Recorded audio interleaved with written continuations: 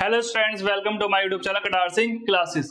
इस वीडियो में हम क्लास 9th मैथ्स का चैप्टर नंबर 8 की एक्सरसाइज 8.2 का क्वेश्चन नंबर 3 डिस्कस करेंगे।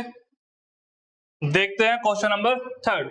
ABCD is a rectangle. ABCD क्या है? एक रेक्टेंगल है, तो इसका नाम रख दो ए बी सी डी। एक रेक्टेंगल है, क्वेश्चन है बोला है। और आपको पता है रेक्टेंगल की अपोजिट साइड क्या होती है? इक्वल। और सारे एंगल कितने के होते हैं? 90 के। ये सब तो पता ही होगा।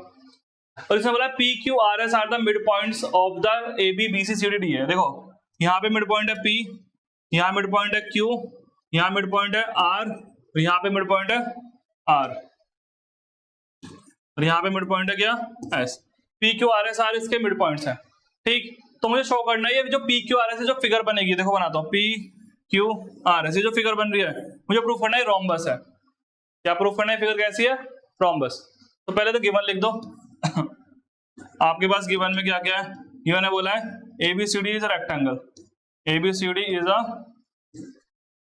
रेक्टेंगल, ये है रेक्टेंगल। ठीक, क्या प्रूफ करना है? पी क्यू आर एस को रोम्बस दिखाना है। क्या दिखाना है? टू प्रूफ करना है मुझे क्या? P Q R S is a, ये रोम्बस है, ये प्रूफ करना है। बोलो ठीक। अच्छा, अब देखो रोम्बस करने के लिए आपको क्या करना पड़ेगा? इसकी चारों साइड बराबर दिखानी पड़ेगी बस। यानी कि आपको प्रूफ करना है क्या? पी क्यू बराबर क्यू आर बराबर आर एस बराबर एस पी। आपको ये प्रूफ करना पड़ेगा चारों साइड बराबर। ठीक, मैं कर लेता हूं इसमें थोड़ा सा कंस्ट्रक्शन। कंस्ट्रक्शन में मैं क्या करूंगा? ज्वाइन कर दूंगा क्या? ज्वाइन एसी, एसी को ज्वाइन कर दूंगा। बोलो ठीक। ठीक है, अब देखो फिर से एमबीडी लगेगी। क्वेश्चन नंबर इस एक्सरसाइज क्वेश्चन नंबर 1 2 और ये तीसरा है 1 2 में भी एमबीडी लगी। वही प्रोसेस बार बार रिपीट हो रहा है इन सारे क्वेश्चनों में। कैसे होगा देखते जाओ। अगर मैं इस ट्रायंगल की बात करूं ऊपर वाले की, डी ई सी और एब की, इसमें एस और आर मिड पॉइंट है, तो मिड पॉइंट थ्योरम लग जाएगी। प्रूफ स्टार्ट हो रहा है। क्या लिखोगे? इन ट्राइंगल, क्या नाम है इस ट्राइंगल का? A D C. In triangle A D C में क्या बोलूंगा? बाय सॉरी एडीसी में एस और आर मिड पॉइंट है। S and R midpoint. ये क्या है? अगर ये मिड पॉइंट है तो by MPT midpoint theorem. क्या बोलते हैं मिड पॉइंट थ्योरम? कि एस आर पैरेलल होगा किसके? एसी के। लिख दो एस आर क्या होगा? पैरेलल होगा किसके? एसी के। एंड एस आर क्या होगा? एसी का हाफ। First equation. क्या सिमिलरली यही चीज मैं नीचे के लिए नहीं कर सकता? बिल्कुल कर सकता हूं। किसके लिए? ए बी सी के लिए। इस ट्रायंगल में, क्योंकि ये भी क्या है? मिड पॉइंट है। लिख दो इन ट्रायंगल किसमें? ए बी सी में क्या लिख दूं? पी एंड क्यू आर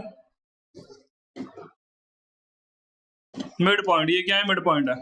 अगर ये मिड पॉइंट है तो क्या होगा? P Q parallel to AC और P Q half of AC. तो आप लिख दोगे क्या? लिख दोगे P Q parallel to AC and P Q क्या होगा? Half of AC. बोलो ठीक। ये हो गई सेकंड इक्वेशन। फर्स्ट और सेकंड को फिर से हम क्या करेंगे? कंबाइन करेंगे। देखो कैसे? फ्रॉम फर्स्ट एंड सेकंड से देखो क्या लिखोगे?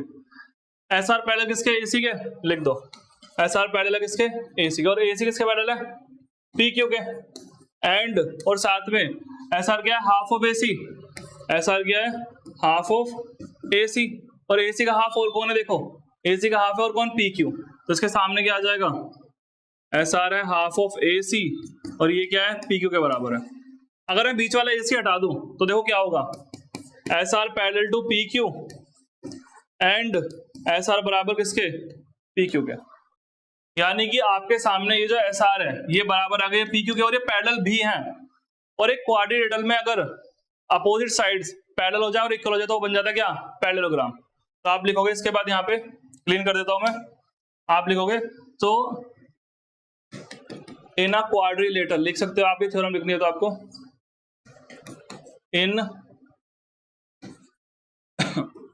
इन क्वाड्रिलेटरल क्या लिखोगे? If one pair of opposite sides, one pair of opposite side is is नहीं आर लिखो, आर पैरेलल, अगर क्या हो जाए वो पैरेलल हो जाए एंड इक्वल हो जाए, पैरेलल और equal, then it is parallelogram. ये थ्योरम याद कर लो। तो वो क्या बन जाएगा, पैरेललोग्राम। यानी कि इसी तरीके से जो यहाँ पे लिखा हुआ था दोबारा बनाना पड़ेगा सारा, लिख देता हूँ। बाकी वैसे क्या था, क्या बना था, पी क्यू आर एस। तो this implies P Q R S is a parallelogram. क्या बन गया, ये पैरेललोग्राम बन गया। बोले हाँ तो ठीक। अब मैं इसे दोबारा बनाऊंगा और इसे भी क्लीन कर रहा हूँ, ठीक है, आप ये नोट कर लो। पैरेललोग्राम बन चुका है, ए बी सी डी। यहाँ पे था पी, यहाँ पे क्यू, यहाँ पे आर और यहाँ पे एस। तो पी क्यू आर एस ऐसे बना था, ठीक है, और मैंने ए सी मिला दिया था। तो P Q R S parallelogram बन गया। अब देखो, अब मुझे इसे पैरेललोग्राम को प्रूव करना है कि रोम्बस, रोम्बस की सारी साइड बराबर होती है। अब देखो पैरेललोग्राम और रोम्बस में क्या डिफरेंस है। देखो पैरेललोग्राम में क्या होता है, पैरेललोग्राम में आमने सामने की साइड बराबर होती है और पैरेलल होती है, मगर रोम्बस में सारी साइड बराबर होती है और पैरेलल तो होती है। तो मुझे ये सारी साइड बराबर दिखानी है बस, ठीक। उसके लिए मैं क्या करूंगा, देखो मेरे पास अपोजिट साइड तो बराबर आ चुकी है, ठीक है। अब आप एक काम करो, आप पता क्या करो, आप इसकी डायगोनल लो। किसकी डायगोनल लो, ये देखो रेक्टेंगल दे रखा है ना, रेक्टेंगल की डायगोनल का यूज करो। रेक्टेंगल डायगोनल की प्रॉपर्टी है, इसकी डायगोनल क्या होती है, इक्वल होती है। तो देखो अगर मैं इसकी डायगोनल ये वाली बना दूं बीडी, तो आप लिखोगे diagonal of rectangle, diagonals of rectangle are equal. Rectangle diagonal क्या होती है, इक्वल होती है। Diagonals of rectangle are equal होती है, क्या होती है, इक्वल। तो इसलिए ए सी बराबर किसका आ जाएगा, बीडी के। ये ए सी किसका बराबर हो जाएगा, बीडी के। अब इसमें 2 से डिवाइड कर दो, इधर भी 2 से डिवाइड और इधर भी 2 से डिवाइड, दोनों तरफ। खुद कर रहा हूं मैं अपनी मर्जी से, यहाँ पे लिख सकते हो divide by two on both side. और आपने जब एक बात याद करो, एसी का हाफ क्या आया था, पी क्यू आया था ना, जो इक्वेशन हमारी थी फर्स्ट वाली। तो क्या एसी का हाफ में पी क्यू लिख दूं, बिल्कुल लिख सकते हो। और बीडी का हाफ मेरी मर्जी, मैं आर क्यू लिखूं या एस पी लिखूं, क्योंकि ये इसके बराबर होगा। बीडी का हाफ क्या लिख दूंगा, आर क्यू। क्यों होगा आर क्यू के बराबर, सुन लो। देखो बीडी का हाफ मैंने बोला किसके बराबर होगा, एसी का हाफ तो पता है आपको, बीडी का नहीं पता। बीडी का हाफ आर क्यू के बराबर मैंने क्यों बोला, देखो सुनो, ये जो बीडी बन रही है, ठीक, ये आर और क्यू मिड पॉइंट है। मिड पॉइंट है किसके, बीडी के, सॉरी इस ट्रायंगल के। देखो इधर इस बीडी के अकॉर्डिंग अगर मैं ये ट्रायंगल ले लो, ये वाला, इस ट्रायंगल में आर क्यू क्या है, मिड पॉइंट है। तो यहाँ पे मिड पॉइंट थ्योरम लग जाएगी। तो क्या बोलेगी मिड पॉइंट, ये लाइन इसके पैरेलल और साथ में ये लाइन इस पूरे का आधा। ये तो बोलेगी आर क्यू क्या होगा, बीडी का हाफ, तो वही तो होगा। तो इसलिए यहाँ पे बीडी का हाफ मैंने क्या लिख दिया, आर क्यू लिख दिया। अब देखो पी क्यू बराबर आर क्यू आ गया है, और एंड, और ये पैरेललोग्राम तो था ही पूरा। पैरेललोग्राम में देखो पी क्यू बराबर आर एस है, पी क्यू बराबर आर एस, पैरेललोग्राम के बोथ साइड बराबर, और एस पी बराबर आर क्यू होगा, एंड एस पी बराबर आर क्यू। क्यों, पैरेललोग्राम है, क्या है। अब अगर आप इन तीनों कंबाइन करना चाहो तो ये रोम्बस बन चुका है। देखो कैसे, पी क्यू बराबर किसके, आर एस के, और पी क्यू बराबर आर क्यू भी है, और देखो आर क्यू किसके बराबर है, एस पी के। तो ये चारों बराबर ना आ गई, बोलो ठीक है। अगर ये चारों बराबर आ गई तो क्या बन गया है, रोम्बस बन गया, ठीक। यहाँ पे बस एक डायगोनल वाली प्रॉपर्टी यूज हो रही है।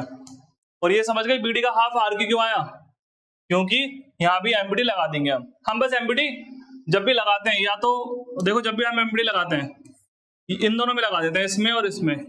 लगाने को तो क्या मैं इसमें ही लगा सकता था, इधर का और इधर के में, तब भी तो मेरी बात वही रहेगी, ठीक है। तो हमारा क्वेश्चन नंबर 3 डन।